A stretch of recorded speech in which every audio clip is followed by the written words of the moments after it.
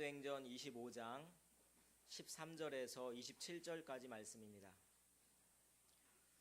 사도행전 25장 13절에서 27절까지 말씀, 신약성경 232면에 있습니다.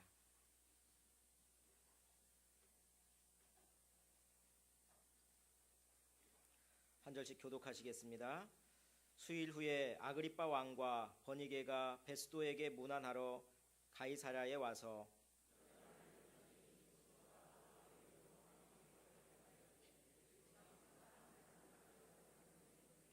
내가 예루살렘에 있을 때에 유대인의 제사장들과 장로들이 그를 고소하여 정죄하기를 청하기에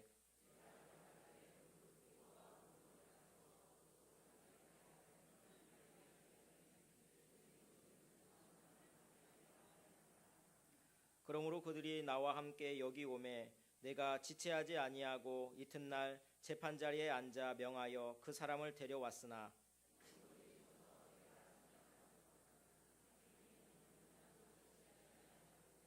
오직 자기들의 종교와 또는 예수라 하는 이가 죽은 것을 살아있다고 바울이 주장하는 그 일에 관한 문제로 고발하는 것뿐이라.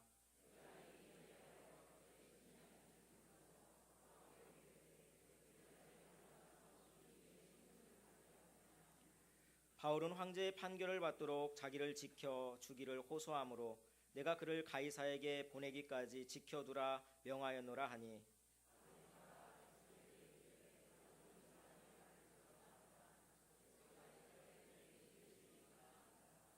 이튿날 아그리빠와 버니게가 크게 위험을 갖추고 와서 천부장들과 시중의 높은 사람들과 함께 접견 장소에 들어오고 베스도의 명으로 바울을 데려오니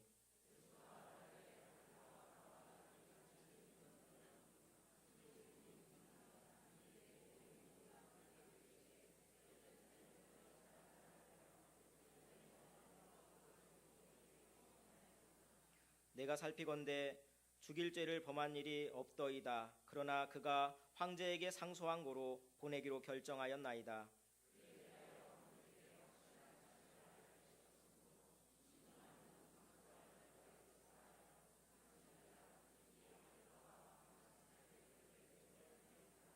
함께 읽겠습니다. 그 제목도 밝히지 아니하고 죄수를 보내는 것이 무리한 일인 줄 아나이다 하였더라. 아멘. 이런 말이 있습니다. 인생길을 가다가 돌이 나타나면 약자는 그것을 걸림돌이라고 하고 강자는 그것을 디딤돌이라고 말한다. 토마스 칼라일이 한 말입니다. 우리가 세상을 살아가는 동안 우리도 하루에도 수도 없는 그런 돌들을 만납니다. 그때마다 그 돌들을 어떻게 대하느냐, 그 마음가짐에 따라 우리가 승리하기도 하고 실패하기도 하는 것입니다. 사도 바울도 그랬어요. 2년간 감옥 속에 있는데 아무 죄도 없이 감옥 속에 갇혀 있었습니다. 그것은 그에게 틀림없이 걸림돌이었을 것입니다. 그러나 그냥 걸림돌로 끝난 것이 아니었습니다. 그것은 디딤돌이 되었습니다. 왜냐? 바울이 감옥에 갇혀 있는 동안 배운 것이 있었기 때문입니다. 오늘 우리 인생길에도 우리에게 걸림돌처럼 보이는 돌들을 만나게 됩니다. 그러나 그것이 디딤돌이 되게 하며 살아야 승리자가 될 수가 있습니다. 똑같이 걸림돌을 만나지만 어떤 사람은 그걸 디딤돌로 삼는 사람이 승리하는 것이고 그렇지 않은 사람은 실패하는 것입니다. 그래서 오늘 우리는 바울이 감옥에서 배운 게 도대체 뭐냐, 그걸 살펴보면서 우리의 고난을 우리의 디딤돌로 만드는 방법을 찾아보려고 합니다. 첫째, 바울이 감옥에서 배운 것은 기다림이었습니다. 기다림. 많은 사람들이 놓치는 게 이 기다림의 능력입니다. 기다림의 힘이 있고 기다림의 능력이 있는 것인데 사람들은 그렇게 생각하지 않습니다. 사도행전 24장 26절에 보니까 이태가 지난 후 그랬어요. 그러니까 2년 동안을 그 감옥 속에 죄도 없는데 감금을 해뒀다고 하는 것입니다. 너무너무 억울했을 것입니다. 그러나 거기서 억울하다고 팔팔 뛰지 않았습니다. 빨리 나가야 되는데 왜 나를 풀어주지 않는다고 그 초조하게 호소하지도 않았습니다. 바울은 감옥에 있는 동안 기다림을 배우게 되었던 것입니다. 여러분, 성령이 역사하는 사람에게 나타나는 현상 가운데 하나가 뭐냐? 기다림이에요. 기다림. 오래 기다릴 줄 알게 됩니다. 그래서 성령의 열매 가운데 오래 참음이 있는 거예요. 성령 받지 않은 사람은 오래 참지를 못합니다. 조급합니다. 그리고 여러분, 사기당하는 사람이 주로 어떨 때 사기를 당하는지 아십니까? 조급해, 초조해, 경솔하게 뛰다가 사기를 당하는 거예요. 아이고, 이거 너무 좋은 조건인데, 이거 빨리 투자해야 되는데, 그러다가 보면 제대로 판단 못하고 그냥 낼름 돈을 갖다 줬다가 떼이는 겁니다. 이건 너무 좋은 부동산인데 다른 사람이 계약해버리면 이건 나는 그저 닥 줬던 게 지붕 쳐다보는 격인데 이거 빨리 해야지. 초조하게 경솔하게 하다가 실수하는 것입니다. 여러분, 마귀가 역사하게 되면요, 그런 특징이 있어요. 기다리지를 못합니다. 차분하게 기도할 틈도 없습니다. 급하게 해야 되니까 내가 이것도 하고 내가 저것도 하고 빨리빨리 처리해야 된다고 생각을 합니다. 그래서 이리 뛰고 저리 뛰고 막 하다가 일이 망쳐지면 그때서 말합니다. 내가 그때 왜 그랬지? 그때 뭔가 쉬운 것 같아? 뭐 그렇게 얘기를 해요.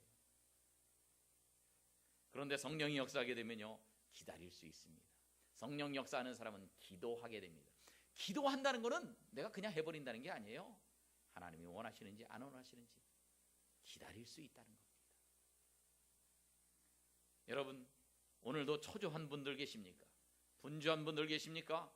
경솔하게 결정하려고 하는 마음을 가지고 계신 분들 계십니까? 그것은 성령의 역사가 아닙니다. 성령이 역사하시면 기다림의 능력이 생기는 것입니다. 여러분, 이스라엘 백성들 보세요. 이스라엘 백성들이 광야를 갈 때에 불기둥과 구름기둥으로 인도하셨어요. 밤에는 따뜻하게 불기둥, 낮에는 햇빛을 막아주는 구름기둥으로 인도하셨는데, 그게 둥실둥실 떠가다가 내려앉으면 백성들은 그걸 중심으로 해서 성막을 치고 그 다음에 전부 다 자기 장막을 치고 진 대여를 갖춰가지고 그대로 주저앉습니다. 그러다가 불기둥 구름기둥이 또 올라가면 이제 그때서 이제 다 수습해가지고 또 따라가는 거예요. 그런데 이게 일정하면 얼마나 좋겠습니까? 1시간에 10분씩 휴식이라든지, 아침 9시에 출발해서 밤 저녁 6시까지 하고 행진하고 그 다음에는 휴식. 이러면 아주 정확하니까 좋겠는데 이게 불규칙하단 말이에요. 어떻게 될지 몰라요. 어떤 때는 구름이 내려앉았다가 1시간만 해도 다시 둥실둥실 또 올라갈 수도 있고요. 어떤 때는 금방 올라갈 것 같아서 기다리는데 그런데 금방 올라가질 않아요. 한 달, 두 달, 석 달 동안 그냥 꼼짝 않고 있을 수도 있습니다. 그러니까 이스라엘 백성들은 광야에서 하나님의 인도를 받을 때에 기다림을 배우는 겁니다. 기다려야 돼요.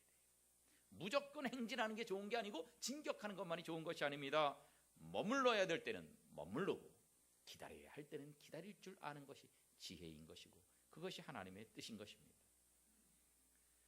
하나님은 가이사랴에서 2년 동안 감옥에 있으면서 이 성질 급한 불같은 이 바울에게 인내를 가르치셨습니다.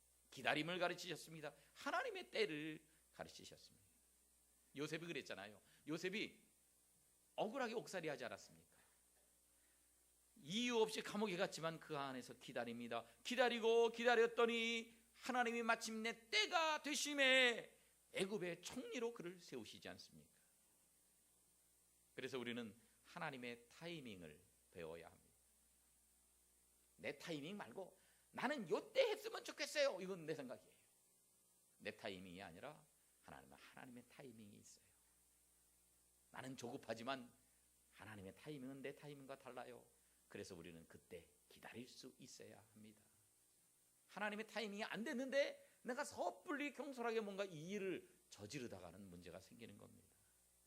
그래서 하나님의 타이밍을 배워야 돼요. 사람의 박자가 아니라 하나님의 박자를 배워야 됩니다.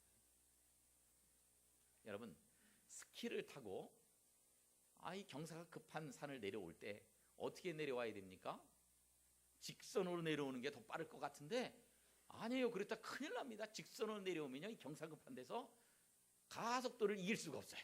서지 못하고 그냥 다리 부러지고 목 부러지고 야단납니다. 국가대표 선수나 그렇게 하는 거고, 국가대표 선수도 그런 짓 하다가 가끔 실수해가지고 부러져요. 그러니까 어떻게 해야 돼요? S자로 타야 돼요. 경사가 쫙 급경사가 있어야 돼요.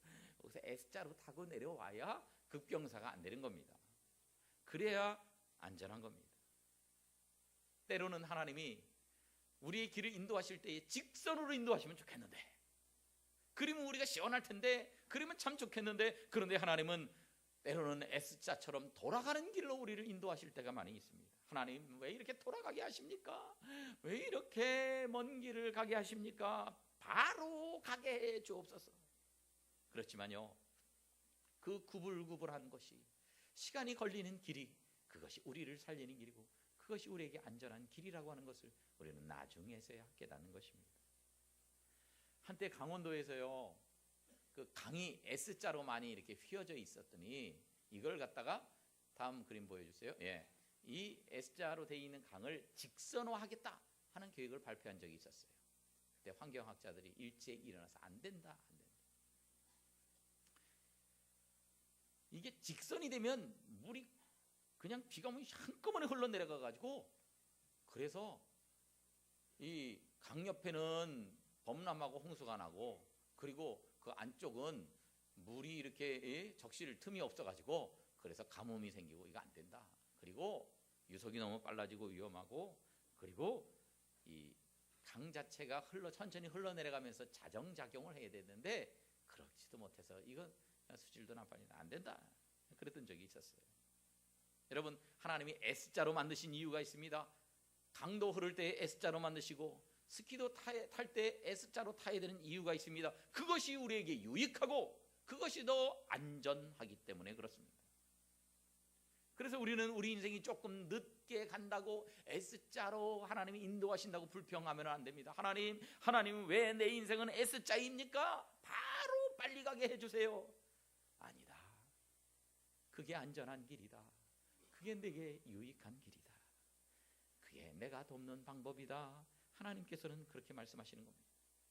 하나님과 함께 간다고 해서 반드시 지름길로만 가는 길로 인도하시는 것이 아닙니다. 하나님이 우리를 S자로 인도하실 수 있다고 하는 것을 기억하십시오. 그게 틀린 길이 아니라 엉뚱한 대로 왔다 갔다 시간을 소모하는 것이 아니라 그 방향이 정확한 방향인 것입니다. 그래서 내 박자가 아니라 하나님의 박자, 내 타이밍이 아니라 하나님의 타이밍은 기다림 속에 있습니다. 지나치게 조급하지 마시고, 지나치게 경솔하지 마시고, 항상 하나님의 박자에 나를 맞추고 하나님의 때를 기다리고 하나님과 함께 움직이는 것을 바로 바울처럼 배우는 여러분 되시기를 주님의 이름으로 축원합니다. 두 번째는 이 바울이 감옥에서 배운 것은 성숙함이었습니다. 여러분, 고난이 없으면 참 좋겠는데 말이에요. 왜 고난이 있느냐? 고난이 있어야 성숙하기 때문에 그래요. 학교에서 시험을 보는 것도요, 시험 없으면 그만큼 실력이 향상 안 합니다. 그러니까 힘들어도 시험 보는 겁니다. 운동선수들이 운동할 때 힘들지만 그 힘든 훈련을 하는 거 이유가 거기 다 있어요. 그래야 그 사람이 더 근력이 향상되고 더 경기력이 향상되기 때문에 그렇게 하는 겁니다. 하나님도 고난을 통해서 우리가 성숙함을 아시기 때문에 우리에게 때로 고난을 주시는 거예요. 그래서 인격적인 성숙도 고난을 당하면 오고요, 이 고난을 통해서 인격적인 것뿐만 아니라 영적인 성숙도 우리에게 다가옵니다. 그런데 고난당한다고 다 성숙하냐? 아닙니다. 고난당해서 부정적으로 생각하고 하나님 나한테 이러실 수가 있습니까? 이런 사람에게는 성숙함이 안 옵니다. 고난 속에서 더 심령이 악해지는 사람, 그런 사람은 성숙하는 게 아니라 손해를 봅니다. 그러나 고난 속에서 내가 성숙해야지, 내가 이 속에서 발전해야지, 이런 사람에게 성숙함이 찾아오는 것이에요. 그래서 이 고난의 학교에서 우리는 바울처럼 성숙함을 배워야 됩니다. 시편 119편에 보니까 이런 말씀이 있어요. 고난당하기 전에는 내가 그릇 행하였더니 이제는, 즉 고난당하고 난 다음에는 주의 말씀을 지키나이다. 여러분, 고난당하기 전과 후가 이렇게 이 성숙한 신앙의 모습으로 바뀌어지는 것이 아닙니까? 71절 말씀 다 같이 한 목소리로 봉독합니다. 시작. 고난당한 것이 내게 유익이라, 이로 말미암아 내가, 아멘. 고난당한 것이 내게 손해가 아니다, 유익이다는 거예요. 왜냐? 이것 때문에 내가 주의 율례를 배우게 됐고, 깨달음의 기회가 됐고 삶의 더 깊은 차원을 발견하는 계기가 되었다는 거예요. 사랑하는 성도 여러분, 고난은 결코 나쁜 것만이 아닙니다. 고난 때문에 우리가 발전합니다. 전에는 불순종했었는데 고난을 통해서 우리가 순종함을 배우는 것입니다. 그래서 히브리서 5장 8절에서는 고난으로 순종함을 배우게 된다고 말씀합니다.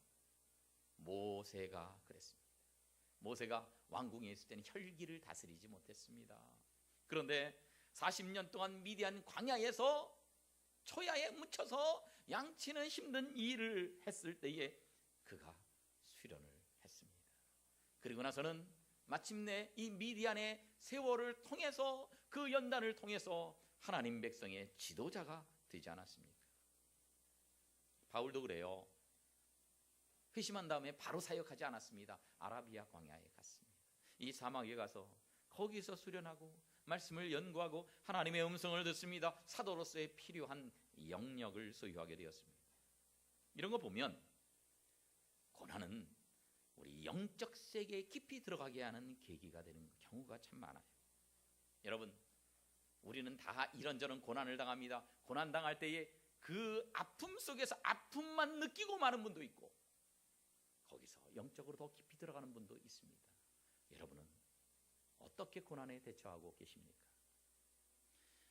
이건 꼭 성경뿐만 아니라 일반 역사를 볼 때도 많이 이런 현상이 나타나요. 중국의 사마천이라고 하는 사람이 있습니다. 이 사마천이요, 궁형이라고 하는 부끄럽고 고통스러운 이 형벌을 받았습니다. 차라리 살기가 싫을 정도인데 그 고난을 겪고 어떻게 됐습니까? 130권에 달하는 중국 고대사를 기록하게 되었습니다. 손무라고 하는 사람은 두 다리가 없는 장애인이었습니다. 그러나 그 아픔과 그 고통을 겪고 손자병법이라고 하는 불후의 명절을 내지 않았습니까? 세르반테스도 그랬어요. 교육을 제대로 못 받은 사람입니다.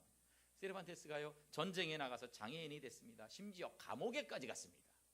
그런데 그 감옥 속에서 그 불편한 몸을 가지고 그 감옥 속에서 쓴 것이 바로 그 명저 돈키호테입니다.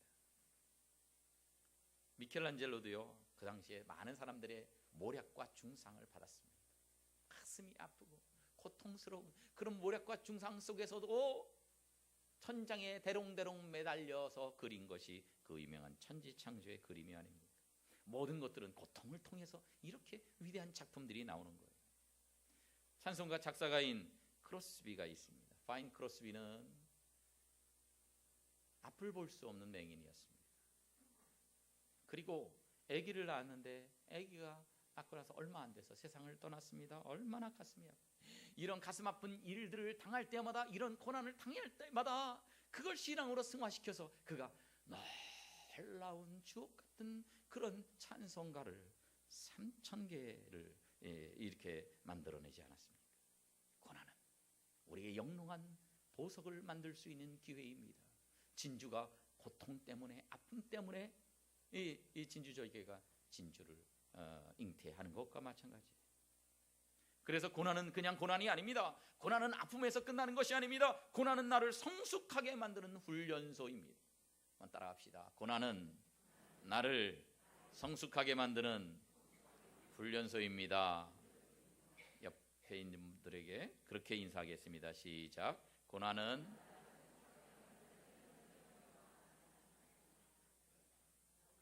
그렇습니다. 훈련소에서 훈련을 거친 사람이 훌륭한 군인이 될 수 있는 것입니다. 우리도 이 고난을 멋지게 통과해야 우리가 성숙할 수 있고 우리가 악한 마귀와 싸워서 승리할 수 있는 그리스도의 정병이 될 수가 있는 것입니다. 아무쪼록 인생의 길을 걸어가다가 우리가 고난을 만나게 되면 이것 때문에 걸려 넘어지는 걸림돌로 그 돌을 미워하는 것이 아니라 이것을 통해서 나를 성숙시켜서, 그래서 이 고난이 걸림돌이 아니라 오히려 디딤돌로 바꿔놓는 복된 성도들 되시기를 주님의 이름으로 축원합니다. 마지막으로 바울이 감옥에서 배운 것은 포용심이었습니다. 포용심, 포용하는 것을 배웠어요.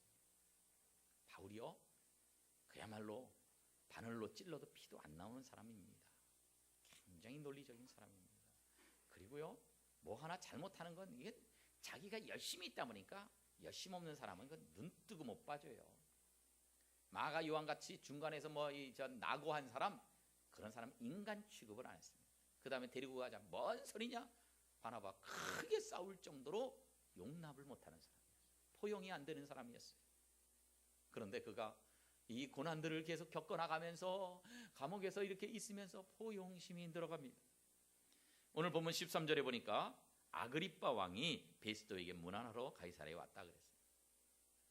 아그리빠 왕은 뭐고 총독 베스도는 뭐냐? 그때 당시에 이 로마 사람들이요, 유대를 편안하게 지배하기 위해서 어떻게 했느냐? 있던 왕을 그냥 뒀어요. 헤롯의 손자 그냥 뒀어요. 왕으로 뒀어요. 그러면서 총독을 황제가 파견을 했습니다. 그래서 실제적인 권한은 총독에 있었고 왕은 좀 상징적인 존재, 그런 존재로 있었습니다. 이 아그리빠 왕이 48년도부터 70년까지 왕으로 있었는데 젊은 나이에 왕이 됐어요. 로마 제국의 그런 지배 아래 그저 형식적인 왕을 하고 있다 보니까 총독이 새로 부임했는데 그 사람이 실제적인 권한을 다 갖고 있잖아요. 그러니까 그를 찾아가서 인사하지 않으면 안 됐다는 거죠. 그래서 찾아온 것입니다. 베스도 입장에서 보면 총독으로 부임하고 나서 첫 번째 만나는 사건이 바울 사건입니다. 그래서 아그리빠 왕이 오니까 베스도로서는 이제 이 난감한 문제를 베스도하고 이제 의논을 하는 거예요. 아그리빠하고 의논을 하는 거예요.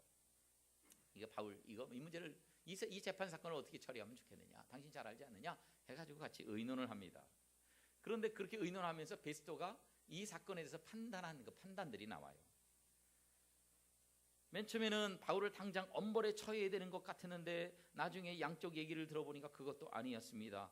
오늘 본문 18절에서 베스도는 그렇게 말을 하는 거예요. 유대인들이 바울을 죽이라 그러는데 자기가 살펴보니까 바울에게서 악행의 혐의는 하나도 그 사람이 제시하지를 못했다. 25절, 내가 살피건대 죽일 죄를 범한 일이 없다. 그런데 그 바울이 황제에게 상소를 했다. 이게 상소지만은 실제적으로는 재판부 기피 신청이에요. 난 당신한테 재판 안 받겠다. 로마 시민권 가졌으니까 바로 황제에게 가서 재판 받겠다, 그 얘기입니다. 그러니까 황제에게 보내야 되겠는데 26절, 황제한테 보낼 때 뭔가 보고를 해야 될 거 아니에요. 이 사람이 여차저차해서 이런 죄를 지었는데 황제에게 상소한다 그래서 보낸다 이래야 되겠는데 죄목을 적을 게 없다는 거예요. 그러니까 어떻게 백지로 보고서를 쓸 수 없으니까 뭔가 죄목을 찾아야 되겠다. 그래서 당신하고 나하고 같이 신문을 좀 더 해가지고 상소할 자료를 한번 좀 찾아보자, 그 얘기입니다. 그래서 27절, 그 죄목도 밝히지 아니하고 죄수를 또 황제에게 보내는 거 이건 이제 있을 수 없는 일이다. 그러니까 뭔가 이런 제목이라도 뭔가 만들어야 된다, 그 얘기입니다. 그래서 아그리빠하고 같이 신문을 또 하는 겁니다. 여러분, 바울이 보기에 베스도가 얼마나 믿겠습니까? 죄가 없는 줄 알면 풀어줘야 될 거 아니에요. 죄가 없는 줄 뻔히 알면서도 유대인들이 신경이 쓰여서 그래서 풀어주지도 않습니다. 가이사에게, 황제에게 상소했더니 그것도 그냥 보내기, 그러니까 뭔가 죄목을 만들어야 되겠다는 거예요. 없는 죄도 뭔가 살펴가지고 만들어야 되겠다. 그러니 바울 입장에서 얼마나 밉겠습니까? 그런데요, 바울은요 베스도에 대해서 어떤 원망도 하지 않습니다. 어떤 공격도 하지 않습니다. 바울이요 베스도에 대해서 그 원망 공격 안 한 건요, 베스도가 무서워서 그런 거 아니에요. 이미 베스도는 더 이상 재판할 수 없어요. 이미 기피 신청이 들어갔고 가이사 황제에게 재판을 넘기기로 이미 다 결정된 상황이니까, 그러니까 나한테 불리익이 있을까 봐서 이 사람한테 잘 보여야 되겠다. 바울이 그럴 입장은 아니었다는 거죠. 그런데도 이 잘못하고 있는 베스도에 대해서 어떤 원망도 공격도 하지 않습니다. 여러분, 예수님도 그러셨어요. 빌라도에 대해서 원망하지 않으셨습니다. 십자가에서 예수님을 못 박는 사람들을 향해서 저주하지 않으셨습니다. 십자가 밑에서 예수님을 조롱하는 사람들이 있었지만 그런 사람들을 향해서도 포용하고 사랑하셨습니다. 그래서 누가복음 23장에 보니까 예수님이 뭐라고 그러세요? 아버지, 저들을 사하여 주옵소서, 자기들이 하는 것을 알지 못함이니이다. 사랑하는 성도 여러분, 우리가 이 세상에서 살다가 고난을 당하면, 나를 힘들게 하는 사람이 있으면, 내가 잘못하는 게 없는데도 괴롭히는 사람이 혹시 있으면 그때 똑같이 미워하지 마십시다. 포용하십시다. 사랑하십시다. 어렵지만 저들의 죄를 용서해 주옵소서. 그렇게 하나님 앞에 기도하며 사십시다. 오늘 보면 13절에 보니까 아그리빠 왕이 왔을 때에 누가 같이 왔어요? 빨간 글씨 누가 같이 왔어요? 버니게가 왔어요. 버니게가 누군지 아십니까? 버니게는 이 아그리빠 왕의 부인입니다. 왕비입니다. 그런데 그냥 왕비가 아니라 본래는 아그리빠의 누이였습니다. 누나였어요. 그런데 다른 데로 시집을 갔는데 이혼하고 왔다가 또 다른 데 시집 갔을 때 또 이혼을 했어요. 두 번 이혼을 하고 친정에 왔는데 아그리빠가 그냥 같이 살아버린 거예요. 자기 친누이하고. 그러니 이게 얼마나 백성들이, 더구나 유대인들이요, 이 도덕적으로 깔끔 떠는 유대인들이 얼마나 그 미워했겠습니까? 말도 못하게 미워했거든요. 이제 이 버니게에게는 여동생이 또 있었는데 그 이름이 두루실라입니다. 두루실라 기억하십니까? 지지난주에 말씀드렸죠. 두루실라가 누구예요? 눈싸움만 하시겠다는 거죠. 예, 바로 베스도 직전에 총독이 벨릭스였는데 벨릭스의 두 번째 아내였어요. 그러니까 굉장히 권력지향적인 여성들이었어요. 그래가지고 이 총독하고도 결혼을 하고 또 자기 친남동생하고도 뭐 같이 살고 그러면서 왕비가 되는, 굉장히 권력지향적입니다.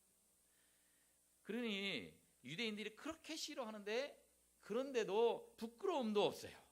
공식적으로 이 왕비 노릇을 하면서 베스도 총독이 인사로 올 때도 같이 옵니다. 다음 그림을 보면 이제 이 그림이 이제 바울 사도가 법정에서 자기 자신을 변호하는 겁니다. 스스로. 예, 배터리가 없는데 이쪽에 있는 게 이제 바울이에요. 바울이 스스로를 변호하는데 이쪽에 세 사람이 앉아 있죠. 예, 여기 이 사람이 그러니까 이제 총독 베스도입니다. 가운데 있는 사람이 아그리빠 왕입니다. 요 여자가 버니게입니다.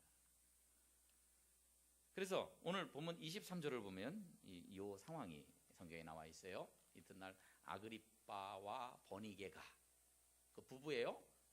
본래 남매였다가 부부가 됐죠. 크게 위엄을 갖추고 왔어요. 그래 천부장 시중에 높은 사람들 함께 쫙 거느리고 와서 접견장에 와가지고 바울을 신문하는 겁니다. 크게 위엄을 갖추고 그렇게 됐어요. 아주 그 위엄스러운 그런 모습을 갖추고 왔다는 거죠. 자기가 신문하고 재판해야 되니까. 아그리빠 왕은 머리에 금으로 된 왕관을 쓰고요, 4가지 색깔로 조화를 이루는 로얄 컬러의 의상을 입었다고 역사가들은 말합니다. 또 베스도 총독은 로마 권위의 상징인 자색 망토를 입었고, 버니게는 드레스를 입었는데요, 드레스가 땅에 끌리는 걸 입었대요. 얼마나 끌리느냐? 끌리는 부분이 5m 정도 됐답니다. 그런 거 입으면 뭐가 좋은가 보죠. 5m나 끌리는 그런 옷을 입고 위엄스럽게 그렇게 들어와서 자리에 딱 앉아서 바울을 신문하고 있는 것입니다. 여러분, 그러나 이 아그리빠 왕이나 버니게가 이렇게 성장을 하고 잘 차려입고 자리에 앉아 있지만, 위엄을 갖추고 있지만, 유대인 보기에도 그렇고 바울 사도 보기에도 그렇고 얼마나 가소롭겠습니까? 이 행실이 더러운 것들. 너희들 그렇게 개차반으로 살면서 뭘 나를 재판할 자격이 있느냐? 그런 생각이 들지 않겠어요? 그런데 바울은 그렇게 안 했습니다. 인간 같지 않은 것들, 그렇게 하지 않았습니다. 경멸하지도 않았습니다. 오히려 존중합니다. 2절 말씀해 보니까 아그리빠 왕이요, 이 고발할 사건 오늘 당신 앞에서 변명하게 된 것을 다행히 여기나이다. 3절, 당신이 유대인의 모든 풍속과 문제를 잘 아시기 때문에 이걸 잘 파악할 줄 압니다 하면서 그렇게 존중하면서 얘기를 합니다. 그러면서요, 어떻게 하느냐? 여기 있는 베스도에게도, 아그리빠 왕에게도 전도하는 거예요. 전도를 하고 있어요. 그래서 28절에서 아그리빠 왕이 그런 식으로 말을 합니다. 네가 적은 말로 나를 권하여 그리스도인이 되게 하려 하는도다. 네가 뭐 그런 말로 나를 전도한다고 내가 넘어갈 줄 아느냐, 그 소리입니다. 그만큼 자기를 변호하는 것이 아니라 거기 자기를 신문하는 사람들에서 전도를 하고 있어요. 전도. 여러분, 전도는요, 상대방이 아주 꼴보기 싫으면 전도가 잘 안 됩니다. 전도는 그 영혼을 사랑해야 되는 거거든요.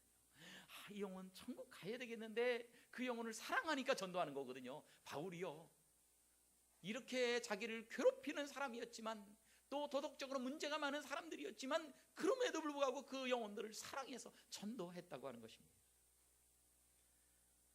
성령의 열매 중에 첫 번째가 뭔지 아십니까? 사랑입니다. 성령 받은 사람은 사랑하게 되어 있어요. 성령 받으면 사랑하는 훈련을 받게끔 되어 있습니다. 억울하게 신문을 받지만 그들에게 대해서 분노나 원한이 없습니다. 악에 받쳐서 대답하지 않습니다. 가시도 친 말로 상대방을 공격하지도 않습니다. 오히려 평안합니다. 오히려 전도합니다. 성령 받으면 미워하지 않습니다. 사랑하게 되고 다 품고 포용하게 되는 것입니다. 여러분, 이제 이게 있어요. 어떤 사람은 사랑해서 일하는 사람이에요. 사랑해서. 어떤 사람은 미움으로 일하는 사람도 있어요. 그런데 미움과 분노 때문에 무슨 일을 하게 되면요, 그건 성령이 역사하시는 게 아닙니다. 마귀가 역사하지. 하나님이 역사하시지 않아요. 사랑에도 힘이 있지만 미움에도 힘이 있어요. 그러니까 미움의 힘으로 일을 할 수도 있지만 미움의 힘으로 일을 하면 안 돼요. 일을 하면서도 마음에 평안이 없어요. 일을 하면서도 행복이 없어요. 미움으로 하니까. 여러분, 하나님께서는 2년 동안의 감옥생활의 시련을 통해서 바울 사도에게 포용심을 주셨어요. 악인까지도 사랑하는 훈련을 시키셨습니다. 악인을 향해서도 사랑하는 기도가 나오게끔 만드셨습니다.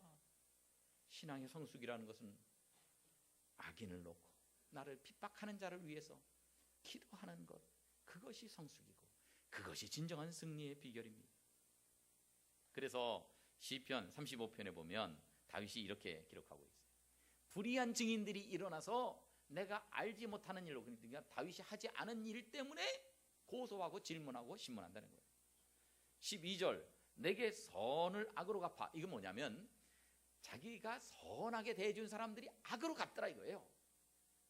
그런데 여러분 같으면 그런 사람에게 어떻게 하시겠습니까? 내가 선하게 해줬는데 악하게 나한테 갚는 사람, 그런 사람들이 어떻게 하시겠어요? 가만히 안 두겠죠. 그런데 다윗은 뭐라고 고백합니까? 13절 말씀 다 같이 읽겠습니다. 시작. 나는 그들이 병들었을 때에 굵은 베옷을 입으며 금식하여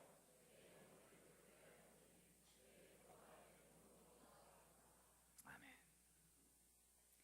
나를 그렇게 괴롭히게 한 사람들, 내가 선하게 해줬더니 악으로 갚은 사람들이 병들었단 말이에요. 그러니 얼마나 좋겠어요. 야, 기분 좋다. 저것들 꼴 보기 싫었는데 쌤통이다. 야, 천벌을 받았다 이것들아. 그런데 다윗은 그렇게 안 했다는 거예요. 그들이 병들었을 때 그 악하게 굴었던 사람들이, 괴롭혔던 사람들이 병들었는데 그들을 위해서 기도해 주되 그냥 기도가 아니라 금식 기도까지 해줬다는 거예요. 엄청난 사랑과 포용심이 아니겠습니까? 그랬더니 내 기도가 내 품으로 돌아왔도다. 내 품으로 돌아왔도다. 그 기도가 응답이 되고요, 내가 했던 축복들이 나에게 축복으로 돌아오고 그런다는 거예요. 여러분, 우리가 인생길을 걸어가노라면 참으로 악한 자를 만날 때가 있습니다. 선으로 악을 나에게 갚는 사람들도 있을 수 있습니다. 억울한 일을 저지르는 사람들이 있습니다.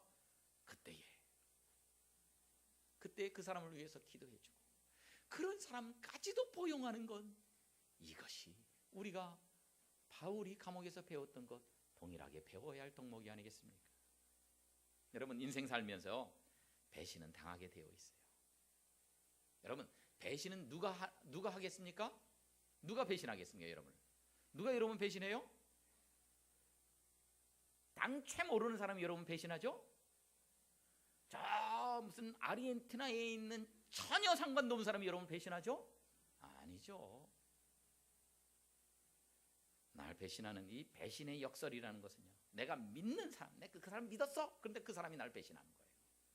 내가 사랑했어. 그 사람이 날 배신하는 거예요. 나하고 가까운 사람, 그 사람이 나를 배신하게 되어 있는 겁니다. 그래서 배신감이 쓰라린 것 아니겠습니까? 그런데 너무 배신한 사람 미워하지 마세요. 돌이켜보면 나도 그런 적들이 많이 있지 않습니까? 나도 부모님의 사랑을 배신으로, 아픔으로 갚은 적이 많은 사람 아닙니까? 나도 다른 사람들의 호의와 은혜 베푼 것을 갚지도 못하고 살아가고 있는 그런 사람 아닙니까? 나도 실제로 다른 사람을 배신한 적이 있는 그런 삶을 살고 있지 않습니까? 어쩌면 인생이 그런 건지도 몰라요. 그래서요, 우리가 인간을 너무 의지하면 안 돼요. 너무 사람 의지하고 너무 사람에게 매달리다 보면 배신은 당하게 되어 있는데, 그때의 배신감의 아픔이 말할 수 없이 크다는 거예요. 그래서요, 인간을 너무 믿고 인간을 너무 의지하는 사람은 항상 배신이라는 시한폭탄을 등에 메고 다니는 사람이나 다를 바 없습니다. 사람은 배신하게 되어 있으니까 너무 사람을 믿고 있다 보면 이건 언젠가는 내가 배신의 시한폭탄 터지게 되어 있다는 거예요. 그래서 배신을 당해도 너무 미워하지 마십시오. 심지어 나를 배신한 사람 원수까지라도 사랑하면서 기도하겠다고 할 때에, 그때에 배신의 아픔이 우리에게서 사라지는 것이지, 배신한 사람 미워하면요 정신적으로 문제가 생깁니다. 시민성 질병들이 생기는 겁니다. 오히려 사랑해줘야 돼요. 그런 사람이 성령 충만한 사람입니다. 성령이 임하면 배신의 아픔에서 몸부림치는 것이 아니라 원수까지라도 사랑하고 배신한 사람까지 위해서 기도하는 모습으로 우리가 변화받게 되는 것입니다. 사랑하는 성도 여러분, 오늘 우리는 바울이 감옥에서 배운 것들을 살펴보았습니다.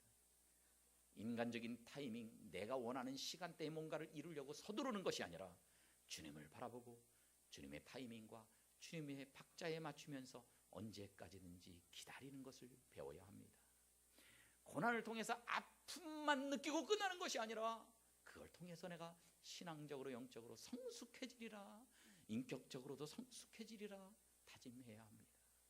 뿐만 아니라 배신하는 사람 원수까지 사랑하고 포용해서, 이것이 나에게 걸림돌로 끝나는 것이 아니라 디딤돌로 삼아서, 바울은 감옥 안에서 배웠던 것들을 우리는 감옥 밖에서 배울 수 있는 지혜로운 주의 백성들 되시길 주님의 이름으로 축원합니다.